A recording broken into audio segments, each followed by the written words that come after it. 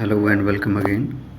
तो लिस्मेनिया डोनोवनाई जो कि प्रोटोजोआ का नेक्स्ट जीनस है, इसको हम लोग पढ़ेंगे। ये बहुत ही ज़्यादा इम्पोर्टेंट है BSc, MSc, TGT, PGT, NEET, CSIR examinations के लिए।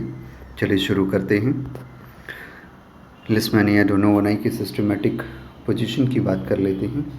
तो सिस्टमेटिक पोजीशन जो है ये फाइलम प्रोटोजोआ में आता है, ठीक है। सार्कोमेस्टिकोफोरा से ही बिलोंग करता है, यानी जहाँ से ट्रिपैनोसोमा बिलोंग करता है। मेस्टिकोफोरा से ये बिलोंग करता है, सुपर क्लास है इसकी, और क्लास जू मेस्टिकोफोरा ही है। बिल्कुल मतलब ये ट्रिपैनोसोमा जैसा ही कैरेक्टर शो कर रहा है। ऑर्डर की बात करें तो ऑर्डर भी काइनेटोप्लास्टिडा ही है, जैसे कि काइनेटोप्लास्ट यहाँ बनता होगा, अभी हम स्ट्रक्चर में देखेंगे। और जीनस लिस्मेनिया और स्पीसीज डोनोवनाई। इसकी Leishmania is an important pathogenic zooflagellate and it is the genus which is closely related to Trypanosoma, जो कि हमने इसके पहले पढ़ा था। Many species of Leishmania infect man, cattle, dog, sheep, horse, etc. and cause serious diseases collectively known as Leishmaniasis. ठीक है। All types are carried by the blood-sucking sandflies of the genus Phlebotomus। तो Phlebotomus की बहुत सारी species होंगी यहाँ पे। अब इनके इकोलॉजी, डिस्कवरी, डिस्ट्रीब्यूशन, हैबिटेट की बात कर लेते हैं। तो मैंने बताया कि इसकी डिस्कवरी बहुत ही मज़ेदार रही। Genus leishmaniasis was created by Ross in 1903। 1903 में रॉस ने बनाई थी। The species of Leishmania donovani was reported simultaneously, एक ही साथ रिपोर्ट की गई थी। लिस्मैन फ्रॉम लंदन 1903 में एंड डोनोवन फ्रॉम मद्रास, इसलिए दोनों को मिला करके बना दिया गया लिस्मेनिया डोनोवनाई। याद रहेगा ना, Leishman from London and Donovan from Madras. Madras को अब हम चेन्नई बोलते हैं, ओके। डिस्ट्रीब्यूशन की बात करें तो leishmania डोनोवनाई infects man in India, China, Russia, Mediterranean countries and in the parts of Africa and South America also. Is it clear? यानी ये लगभग हर जगह पाया ही जाता है, कुछ जगह छोड़ दें तो। In India it is endemic in Assam, Bengal, Bihar, Odisha, Tamil Nadu and eastern part of the Uttar Pradesh. तो ये लोकेशन आप ज़रूर याद रखेंगे, इंडिया के रिस्पेक्ट में बहुत ही इम्पॉर्टेंट हो जाता है। हैबिट्स एंड हैबिटेट की बात कर लें। इन मैन लिस्मेनिया डोनोवनाई की बात करें तो it lives as an intracellular parasite in leucocyte and cells of liver, spleen, bone marrow, lymphatic glands, ठीक है। ऑफ डिजीज़ काला अज़र, है ना, ये हिंदी के शब्द से बना है। काला यानी ब्लैक, अज़र, ठीक है, यानी जो चमड़ी बिल्कुल ब्लैक हो जाती है इस बीमारी में, इसकी वजह से इसको काला अज़र कहा जाता है। Is it clear? So kala azar resulting in the fever, enlargement of the spleen and reduction in the number of white blood corpuscles in the blood, साथ ही साथ रेड ब्लड कार्पसल्स यानी आरबीसी में भी डिक्रीज होता है। It is transmitted through the bite of sand fly यानी Phlebotomus की बात करें, ठीक है। अब लिस्मेनिया डोनोवनाई जो है वो दो तरह के यानी दो फॉर्म्स में अवेलेबल होता है, ए और ये बी। ए वाला जो फॉर्म है ए मैस्टिगोट कहलाता है और बी वाला जो है प्रोमैस्टिगोट कहलाता है। ए मैस्टिगोट एंड प्रोमैस्टिगोट फॉर्म। तो ए वाला जो है इसको लिस्मेनियल फॉर्म कहते हैं और ये ह्यूमन में डिजीज़ कॉज करता है। और क्या बोलते हैं, ये जो बी वाला है ये लेप्टोमेनार्ड है, जो कि सैंड फ्लाई में पाया जाता है, जो फ्लीबोटामस है उसमें पाया जाता है। दोनों के स्ट्रक्चर को हम देख ही रहे हैं, तो यहीं पे हम स्ट्रक्चर को समझ लेते हैं। पहले तो काइनेटोप्लास्टिडा में क्यों है, क्योंकि यहाँ पे काइनेटोप्लास्ट है, दोनों ही फॉर्म में काइनेटोप्लास्ट है, इसलिए इसको काइनेटोप्लास्टिडा में रखा जाता है। अब ए वाले स्ट्रक्चर में आप देख रहे हैं कि यहाँ पे फ्लैजेला फ्री नहीं और बहुत छोटा है, रिड्यूस है, किसी काम का नहीं है। जबकि बी वाले में यानी लेप्टोमोनाड फॉर्म में एक बहुत ही अच्छा फ्लैजेला पाया जा रहा है और ये बिल्कुल फंक्शनल भी है। Is it clear? चलिए लिस्मेनियल फॉर्म की बात कर लेते हैं। It occurs intracellularly in the blood और reticuloendothelial cell of the vertebrate host और मैन, ये याद कर लेंगे, रेटिकुलो एंडोथीलियल सेल्स में, यानी स्प्लीन, लीवर, लिम्फेटिक सिस्टम में, नोड में पाए जाएंगे। ये समझ में आ रहा है ना, यानी ये ब्लड के बाहर रहते हैं normally. It is microscopic, rounded और oval with a central eccentric nucleus. ये साइड में आ गया है न्यूक्लियस, इसलिए क्या बोलते हैं इसको, इसेंट्रिक न्यूक्लियस। एक ब्लेफेरोप्लास्ट, काइनेटोप्लास्ट होगा, लेकिन फ्लैजेला यहाँ भी फ्री नहीं होगा। ये समझ में आ रहा ना। मेज़रमेंट की बात करें तो 2 म्यू से 4 म्यू तक इसकी डायमीटर होती है। लेप्टोमोनाड यानी बी वाले की बात करते हैं तो लेप्टोमोनाड में जो है वो इनवर्टिब्रेट होस्ट के मिड गट में पाया जाता है, जो कि सैंड फ्लाई है, फ्लीबोटामस है। It is long, slender, spindle shaped with large centrally placed nucleus, blepharoplast, kinetoplast and a long free flagellum. Is it clear? A fully formed promastigote stage measures 15 to 20 mu in length and 1 to 2 mu in width. ये याद रहेगा। Good, आगे बढ़ते हैं।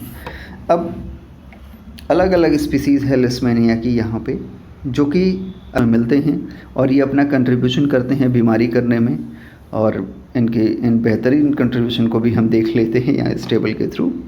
Okay, leishmania डोनोवनाई species की बात करें तो ज्योग्राफिकली ये India, China, north Africa, south Europe, Russia, south America, देख रहे हैं, मैक्सिमम स्पॉट्स पे ये अवेलेबल है, यानी लगभग हर जगह।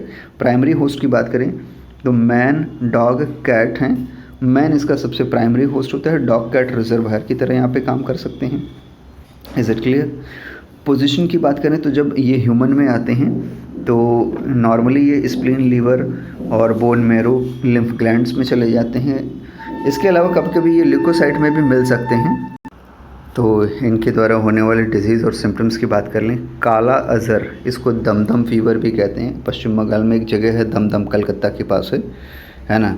तो क्या है कि उस एरिया में ये ज़्यादा मिलता है, तो वहीं से काला अज़र, दमदम फीवर, है ना। और अनीमिया होता है। अब इसके सिम्टम्स भी यही हैं, क्या, anaemia, enlargement of spleen, liver, skin एकदम ब्लैक हो जाती है, और इसीलिए इसको क्या कहते हैं हम, काला अज़र कहते हैं। इसको डर्मल लिस्मेनॉइड भी कहा जाता है, वही स्किन ब्लैक हो जाती है इसलिए। ट्रांसमिशन की बात करें तो cyclic through the bite of sucking sand fly. अब यहाँ पे जो इंडियन रेस्पेक्ट में सैंड फ्लाई, इसको ज़रूर याद आप कर लेंगे, ये कौन सी स्पीसीज, ठीक है, या अर्जेंटिपस, ये याद रहेगा। ये इंडिया की बात हो रही है यहाँ पे। बाकी अगर हम बात करें साउथ अमेरिका और सेंट्रल मेक्सिको साइड की, तो वहाँ पे फ्लीबोटामस इंटरमीडियस हो जाता है। आप याद रखेंगे अलग अलग स्पीसीज़ हो जाती हैं, इसलिए हम इंडिया की जब बात करेंगे तो फ्लीबोटामस अर्जेंटिपस की बात करेंगे, ठीक है।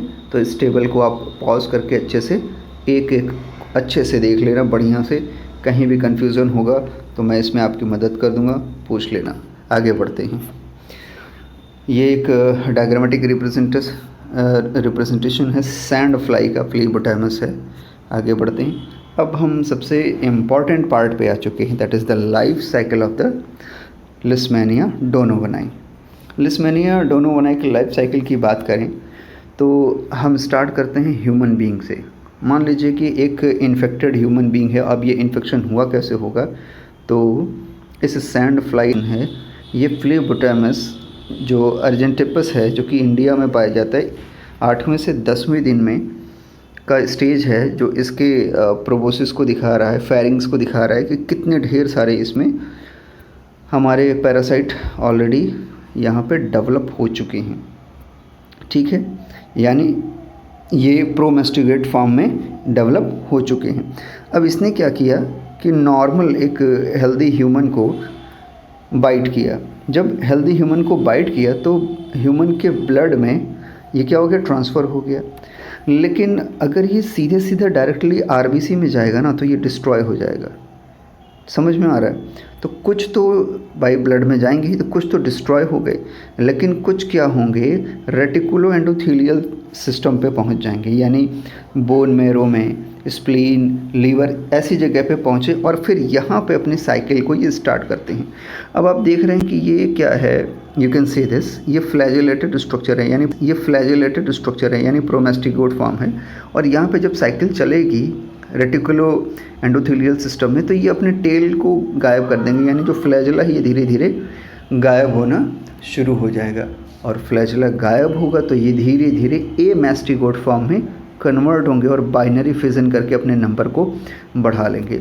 जैसे जैसे अपने नंबर को ये बढ़ाएंगे वैसे वैसे प्रॉब्लम क्रिएट होगी। हालांकि ये समय बहुत ज़्यादा लेते हैं, कभी कभी तो 2 साल के बाद इनके लक्षण दिखने शुरू हो जाते हैं, है ना, मतलब ये तुरंत नहीं होता, तो इसलिए थोड़ा सा डायग्नोसिस में भी प्रॉब्लम होता है। अब यहाँ पे जैसे डॉग को दिखाया गया कि ये चाइना में एक रिजर्वायर की तरह काम करता है, यानी अगर सही हमारा क्या बोलते हैं मैन प्रेजेंट ना हो जिस पे कि इन्फेक्शन होना है, तो रिजर्वायर की तरह लिस्मेनिया डोनोवानाई कुछ देर के लिए उस डॉग में प्रेजेंट रहेगा। अब फिर चाइना वगैरह में डॉग, स्नेक और ये सब चीज़ें बहुत खाई जाती हैं, तो ईज़िली ट्रांसफ़र हो जाते हैं यहाँ से। और ट्रांसफ़र होने के बाद ये देखिए लीवर सेल्स या बोन मैरो सेल्स या स्प्लीन की सेल्स में ये अपने नंबर को बढ़ाते हैं और लिस्मेनिया फिर यहाँ पे काला अज़र कॉज करना शुरू करता है। जैसे जैसे इनके नंबर बढ़ते हैं वैसे वैसे प्रॉब्लम शुरू होती है। WBC के नंबर कम हो जाते हैं, लेकिन WBC में सभी के नहीं, अभी हम आगे पढ़ेंगे। RBC के नंबर कम हो जाते हैं, ये एक ठीक ठाक लक्षण है, इससे हमें पता चल जाता है डायग्नोसिस के समय। WBC में कौन सा WBC कम होगा अभी हम डायग्नोसिस वाले पार्ट में पढ़ेंगे। तो नागिन ने रूप बदला, अभी हम देखते हैं आगे कौन सा होता है। Okay, be ready. फिर अब जिस इन्फेक्टेड पर्सन को फिर से अगर फ्लेबोटामस बाइट करता है तो क्या होगा कि ए मैस्टिगोट फॉर्म जो है, यानी जो भी लिस्मेनियल फॉर्म है, वो फिर से फ्लाई के अंदर एंटर करेगा। और फ्लाई के अंदर जब एंटर करेगा तो यू कैन सी दिस, ये ए मैस्टिगोट फॉर्म है। अब यहाँ फ्लाई के अंदर एक साइकिल स्टार्ट होगी जिसमें कि ये धीरे धीरे अपनी टेल फिर से गेन करेगा और प्रो मैस्टिगोट फॉर्म में कन्वर्ट हो जाएगा। ए मैस्टिगोट फॉर्म किस में कन्वर्ट हो गया, प्रो मैस्टिगोट फॉर्म में। और प्रो मैस्टिगोट फॉर्म में ये खूब सारा मल्टीप्लिकेशन करता है, खूब ढेर सारा मल्टीप्लिकेशन करता है और फिर ये मूव कर जाता है वही प्रोबोसिस फेरिंग्स के आसपास, फिर से इकट्ठे हो जाते हैं। फाइनली फिर ये किसी अगर हेल्दी ह्यूमन को बाइट करता है तो ये साइकिल बढ़ जाती है। So this is how the cycle runs in a very particular specific manner. तो ये आपको बहुत अच्छे से समझ में आ गया। चलिए आगे बढ़ते हैं। अब काला अज़र और दमदम फीवर की ही बात करेंगे, क्योंकि यही सबसे घातक बीमारी है जो यहाँ हो रही है। अकरेंस की बात करें तो काला अज़र को ब्लैक फीवर या दमदम फीवर कहा जाता है। क्यों कहा जाता है मैंने अभी आपको पीछे भी समझाया था, ठीक है। It occurs in India, China, Mediterranean countries and the part of the Africa and south America. Is it clear? Its causative agent is pathogenic flagellated Leishmania donovani. कौन है? Leishmania donovani, which is transmitted by the bite of small blood-sucking sandfly, बालू मक्खी इसको हिंदी में कहते हैं, Phlebotomus argentipus. Is it clear? Symptoms और pathogenesis की बात करें, कौन क्या क्या लक्षण होते हैं और कैसे इसमें पैथोजेनेसिस को हम फाइंड आउट कर सकते हैं। तो इंक्यूबेशन पीरियड इसका बहुत लंबा होता है। मैंने बताया ना कि तुरंत इसके लक्षण नहीं दिखते, कभी कभी तो 2 साल के बाद दिखते हैं। तो बिल्कुल यहाँ से ये पता चलेगा कि 3 to 6 मंथ तक तो इसका इंक्यूबेशन पीरियड, और कभी कभी तो ये 2 साल के बाद अपना इफेक्ट दिखाना शुरू करते हैं। अर्ली सिम्टम्स क्या होते हैं? अर्ली सिम्टम्स जो होते हैं काला अजहर के, कि उसमें स्वेलिंग किस में आती है? स्वेलिंग स्प्लीन और लीवर में आनी शुरू होती है। These are the early symptoms, that swelling, high fever and enlargement of the spleen and liver takes place.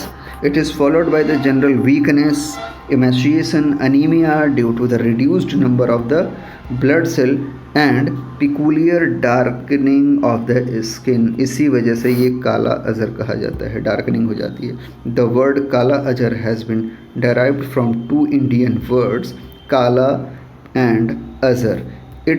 इसका मतलब हो जाएगा ब्लैक सिकनेस, यानी जब बीमार हो तो चमड़ी काली होने लगती है, इसको कहते हैं काला अज़र हो गया। In advanced stage skin become dry, rough and dark और pigmented. Hair becomes brittle and fall out, यानी बाल गिरने लगेंगे, ब्रिटल हो जाएंगे, टूटने लगेंगे। If not properly treated the patient dies within 2 years। अगर ठीक से इसका इलाज नहीं हुआ तो 2 साल में मरना है। भाई मरना तो है ही, लेकिन इससे तुरंत मर जाना है 2 ही साल में। Death is generally due to the secondary infection by the bacteria और वायरस, यानी लिस्मेनिया नहीं मारेगा, लेकिन ये इतना कमज़ोर कर देगा कि इसके बाद जो सेकेंडरी डिजीजेस होंगे वो सही नहीं होंगे और हम मर जाएंगे। क्यों? कि defence mechanism of the body become very very weak and so that the patient is unable to resist them. Is it clear?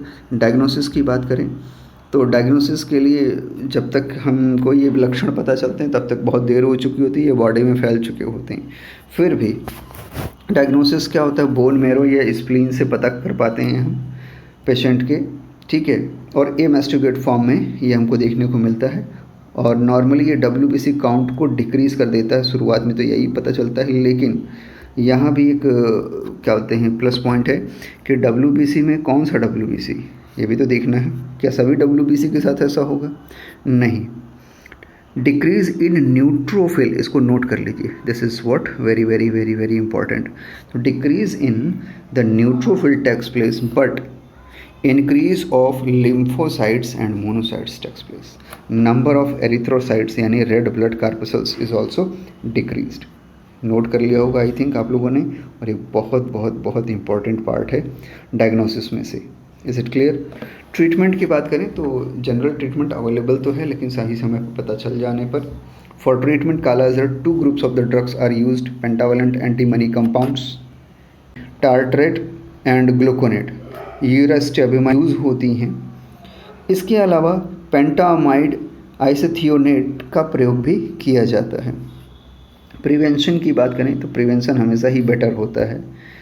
तो प्रिवेंशन में एक तरीका है कि रिडक्शन ऑफ इंसेक्ट वेक्टर, जो सैंड फ्लाई है उसको हटा ही दीजिए किसी भी तरह से, और अटैक ऑन द पैरासाइट, जहाँ पैरासाइट है उस पर अटैक करें किसी तरह से। स्ट्रीट डॉग्स को ख़त्म कर दिया जाए और कंट्रोल मेजरमेंट्स लिया जाए, साफ़ सफाई रखा जाए, फ्यूमिगेशन किया जाए, सोने के कमरे में साफ़ सफाई रखी जाए, झाड़ियाँ साफ़ कर दी जाएँ, छोटे मोटे पौधे हटा दिए जाएँ, ठीक है। पर्सनल डिफेंस की बात करें तो मॉस्किटो नेट्स और स्क्रीन्स का यूज़ करना चाहिए, ग्राउंड फ्लोर पे सोने से बचना चाहिए। तो ये कुछ पर्सनल मेज़रमेंट्स हैं। तो यहाँ पे जाके आपका ये पार्ट फिनिश होता है, और ये जो आपके 10 क्वेश्चन हैं आप सॉल्व कर लेंगे। Intermediate host of the leishmania is, अब आप बता ही सकते हैं intermediate. Thank you very much.